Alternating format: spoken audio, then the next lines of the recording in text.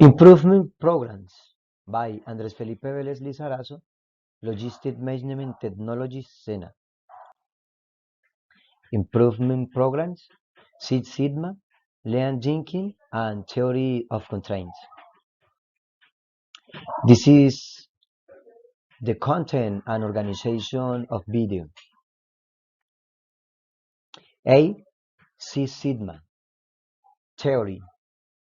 Six Sigma claims that focusing on reduction of variation will solve process and business problems by using a set of statistical tools to understand the fluctuation of a process.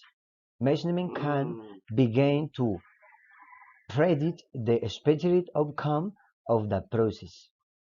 If the outcome is not satisfactory, a associated tool can be used to further understand the elements influencing that process. Through a rigid and structured investigation methodology, the process elements are more completely understood. The assumption is the outcome of the entire process will be improved by reducing the variation of multiple elements. Application guidelines. Six Sigma includes 5 steps: define, measure, analysis, improve, and control. Define. Practitioners begin by defining the process. They ask what the customer and are what their problems are. They identify the key characteristics important to the customer along with the processes that support those key characteristics. They then identify a system output condition along with the process element. Measure. Next, the focus in on measuring the process. Key characteristics are categorized. Measuring systems are verified and data are collected. Analysis. Once data are collected, it is analyzed. The intent is to convert the raw data into information that provide insight into the process. These insights include identifying the fundamental and most important cause of the defect or problems. Improve. The fourth step is to improve the process. Solutions to the problem are developed and changes are made of the process. Results of process changes are seen in the measurement. In this step, the company can use whether the changes are beneficial or in another set of changes is necessary. Control. If the process is performing at desired and predictable level, it is put under control. This last step is the sustaining portion of the Six Sigma methodology. The process is monitored to assure no expected change occur. Focus. Six Sigma is a smarter representation of many development team with a strong focus on business. Six Sigma puts the customer at the center of the scene and uses milestones and data to promote improved results. B. Lean thinking. Theory. Lean thinking is sometimes called lean manufacturing, the Toyota production system, or the other names. Lean focuses on the removal of waste, which is defined as anything not necessary to produce the product or service. One common measure is total time, the amount of time the product is actually being worked on or touched by the worker. Frequently, Lean's focus is manifested in an emphasis on flow. Application guidelines. There are 5 essential steps in Lean. Number 1. Identify what features create value. Number 2. Identify the sequence of activities called the value stream. Number 3. Make the activities flow. Number 4, let the customer pull product or service throughout the process. Number 5, perfect the process. Number 1, identify value. The determination of which feature create value in the product is made from the internal and external customer standpoint. Value is expressed in terms of how the specific product meets the customer's need. At a specific price, at a specific time. Specific products or services are evaluated on which features add value. The value determination can be from the perspective of the ultimate customer or a subsequent process. Number 2, identify the value stream. Once value is identified, activities that contribute to value are identified. The entire sequence of activities is called the value streams. Then a determination is made as to whether activities that do not contribute value to the product or service are necessary. Necessary operations are defined as being a prerequisite to other value-added activities or being an essential part of the business. An example of a non-value-added but necessary process is payroll. Number 2, improve flow. Once value-added activities and necessary non-value activities are identified, improvement efforts are directed toward making the activities flow. Flow is the interactive movement of product or service through the system to the customer. Major inhibitors of flow are worrying, queuing, batch processing, and transportation. Number 4, allow customer pull. After water is removed and flow establishes, effort to leading the customer pull product or service through the process. The company must make the process responsive to providing the product or service only when the customer needs, not before, not after. Number 5, work toward perfection.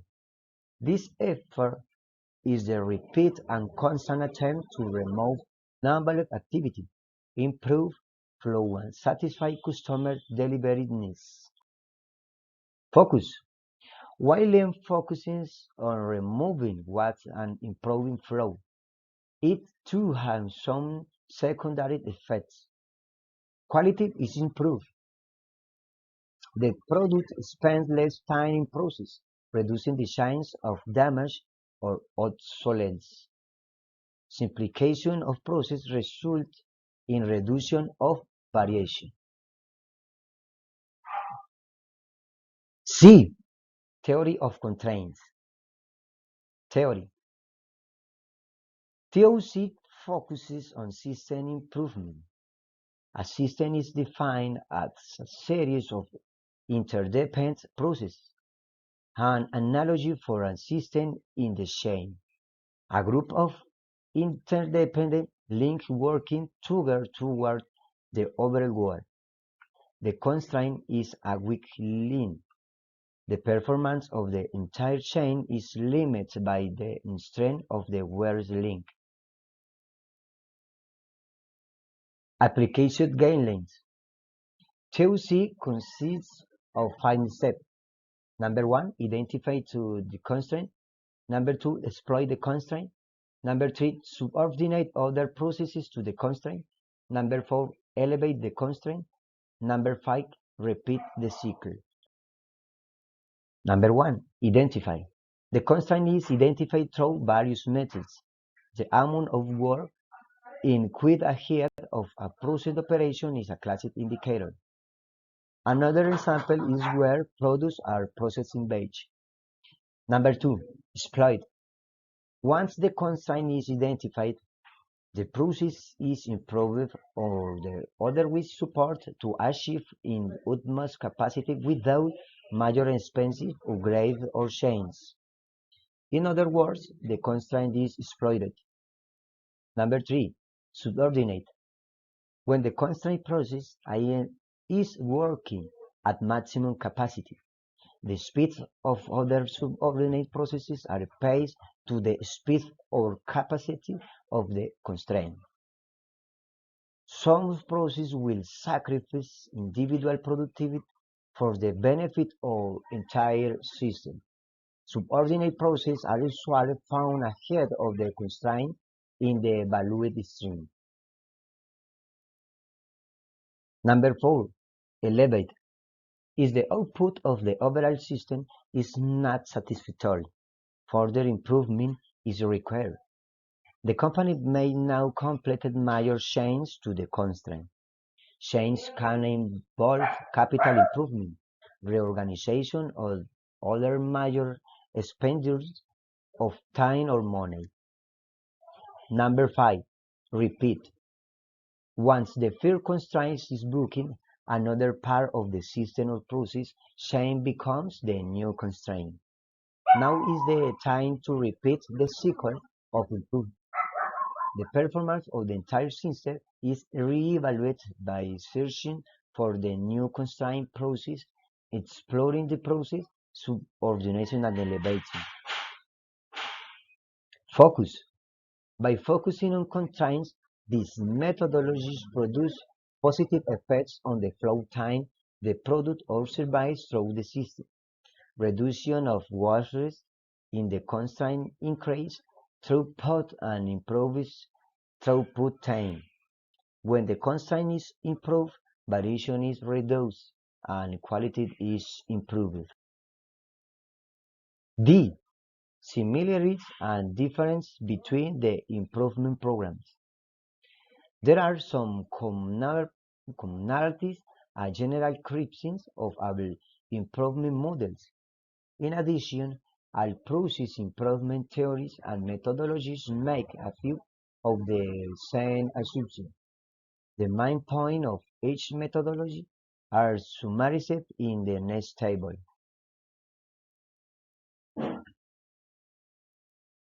Programs is Sigma, Lean Thinking, Theory of Constraints, Theory, Application Guidelines, Focus, Assumptions, Primary Effects, Secondary Effects, y Criticisms.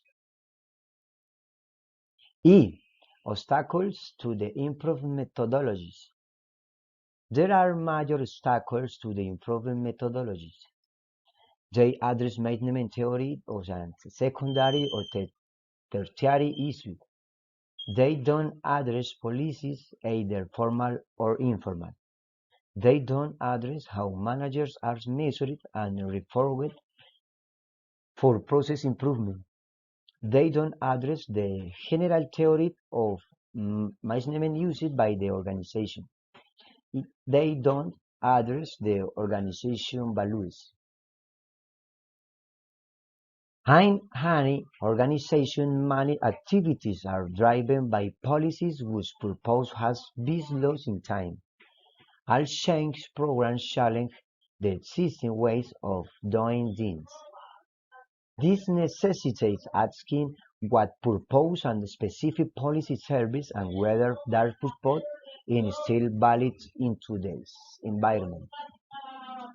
One technique for assessing an organization management theory is to search for the underlying assumption supporting each policy. One challenge of assumption provides a starting point for determining whether the current policy is still supporting something of value today. Thank you.